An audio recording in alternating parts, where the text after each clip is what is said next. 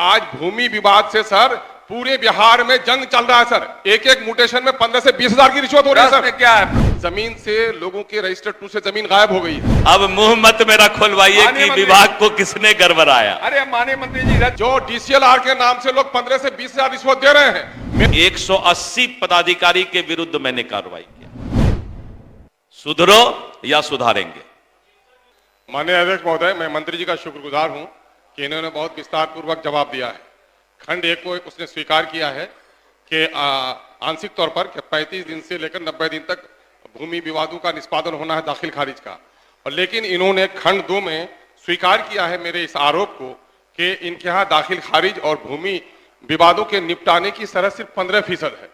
101 DCLR के यहाँ इनके पेंडिंग केसेस हैं और इनका मामला है कि इनके नियमावली के अनुसार तमाम तर डीसीएलआर को 16 कार्य दिवस करना चाहिए सर, लेकिन सिर्फ 11%, सिर्फ 101 में सिर्फ 11 डीसीएलआर इनका 16 दिन कोर्ट किया है सर, जिसकी वजह से मेरा साफ मुतालबा है। जानना क्या चाहते हैं? मेरा साफ मुतालबा है कि आज भूमि विवाद से सर पूरे बिहार में जंग चल रहा है सर। एक एक म्यूटेशन में 15 से 20 हजार की रिश्वत हो रही है सर। क्या है प्रश्न? मेरा ये साफ पूछना है कि इनका 15% ही दाखिल खारिज का मामला निपटारा हो रहा है।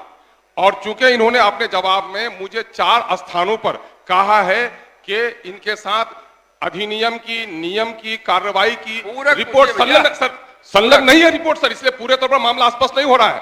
पूरक मेरा सिर्फ यह कहना है सर कि दाखिल खारिज के मामले में, परिमार्जिन के मामले में काफी लेट लतीफ मामला हो रहा है। कितने पदाधिकारियों पर यह कार्रवाई करार किए हैं अब तक, और इस मामले को और किस तरह से बेहतर कर सकते हैं। दूसरा मामला, एक मेरा मामला है सर, उससे ये कि परिमार्जिन 2 इसने निकाला है सर। जमीन से लोगों के रजिस्टर 2 से जमीन गायब हो गई है और नतीजा है कि 35 कार्य दिवस में अगर किसी का केवाला दाखिल खारिज नहीं होता है तो रैयत को जाना पड़ता है डीसीएलआर के यहाँ, और डीसीएलआर के ये विषय नहीं। माननीय मंत्री, ठीक है सर, मंत्री जवाब देना, मैं पूछ लूंगा। माननीय अध्यक्ष महोदय, माननीय सदस्य का जो प्रश्न आया है, इस प्रश्न के आलोक में मैं एक बात बताना चाहूंगा कि जो 15% डीसीएलआर का निष्पादन का मैंने कहा है और आज के तिथि में वो करीब करीब 68% हुआ है।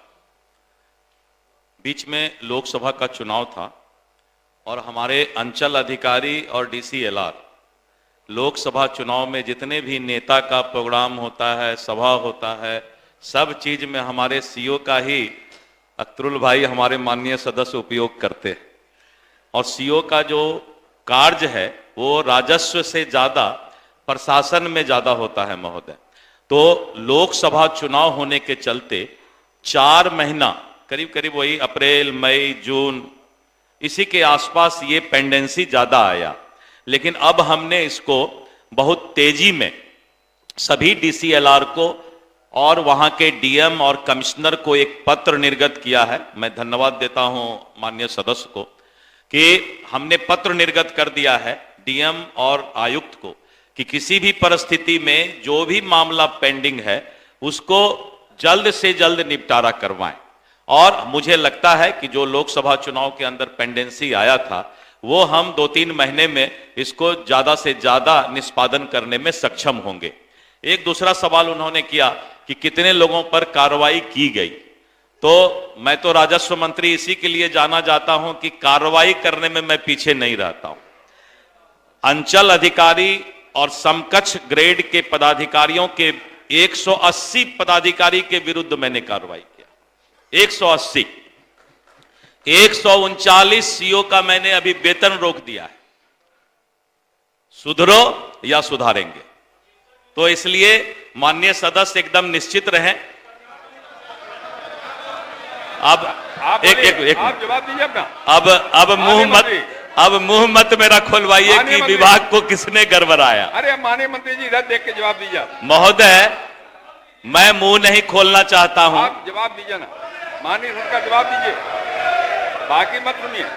तो एकदम माननीय सदस्य आश्वस्त रहें कि एक एक पदाधिकारी अपना काम करेंगे, नहीं तो उन पर कार्रवाई के लिए वो, मेरा सूची बहुत लंबा है कि कितने लोगों को हमने ट्रैप किया, गिरफ्तार किया, कितने लोगों को मैंने कार्रवाई किया, वेतन रोका, एकदम पूरा होगा।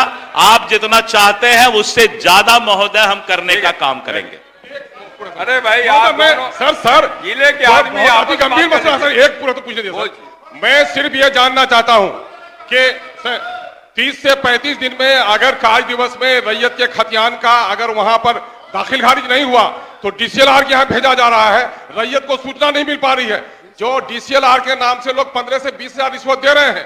मेरा मुतालबा है कि जिस तरह से परिमार्जिन 2 इन्होंने जारी किया है, एक अवसर बिहार में दिया जाए कि जितने केबाला को इन्होंने अस्वीकृत किया है अंचल स्तर पर, डीसीएलआर के यहाँ भेजा है, अंचल स्तर पर ही उसको दाखिल खारिज 2 के नाम से करे और वो सक्षम पदाधिकारी को खड़ा करके डीसीएलआर से मुक्ति दे उसको। ये डीसीएलआर के जाने के 50,000 रुपया लग जाता मजदूरों को, रिक्शा चालकों को। सर महोदय, जो पदाधिकारी एक बार किसी अपने अपील का सुनवाई कर लेता है और उसका फैसला दे देता है, फिर उसी पदाधिकारी को हम उसका सुनवाई करने कैसे दे सकते ठीक है, हैं? बैठिए। जब भी करेगा तो कोई अपर। श्री पवन कुमार जायसवाल। 26 वर्षों में 17,000 से अधिक डॉक्टर बना चुका बिहार एवं झारखंड के छात्रों के बीच विश्वसनीय संस्थान गोल। 26 वर्षों में 17,000 से अधिक डॉक्टर बना चुका बिहार एवं झारखंड के छात्रों एवं अभिभावकों के बीच सर्वाधिक विश्वसनीय एवं लोकप्रिय संस्थान गोल, नेशंस लीडिंग इंस्टीट्यूट। हमारा विश्वास गोल के साथ।